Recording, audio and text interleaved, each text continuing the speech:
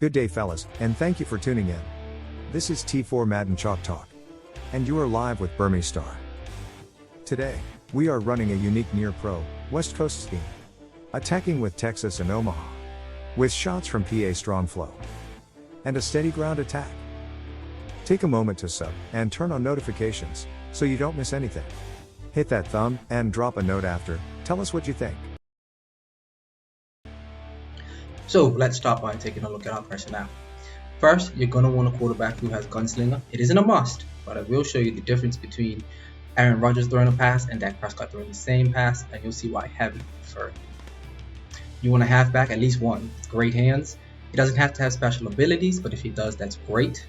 Second halfback, quarterback, you can have a banger type, like an AJ Dillon. Sometimes I have it for running plays, or I prefer to actually keep in a small shifty guy who can also catch the ball out of the backfield. So I tend to have two fast shifty backs.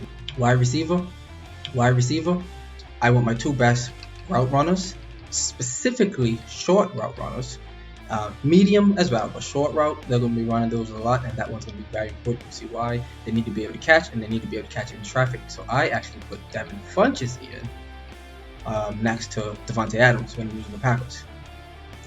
Tight end is probably the singular most important player in this scheme. If I could, I would use George Kittle and have that quick in, and I think he has mid in as well.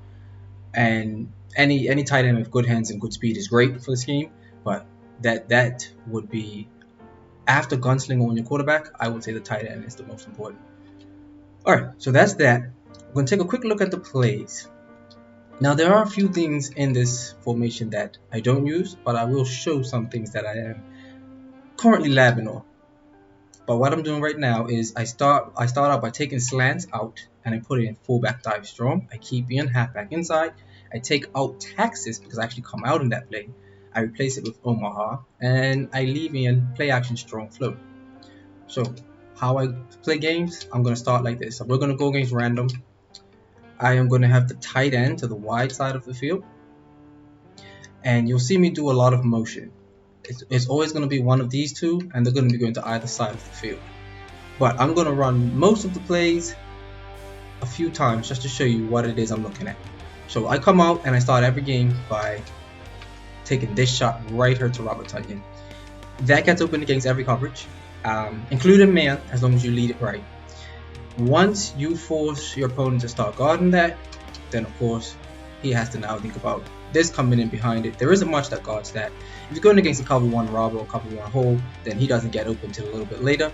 But for the most part, you're going to hit that against everything. And then if you do go against a robber or a hole, you can always get him early, like out here.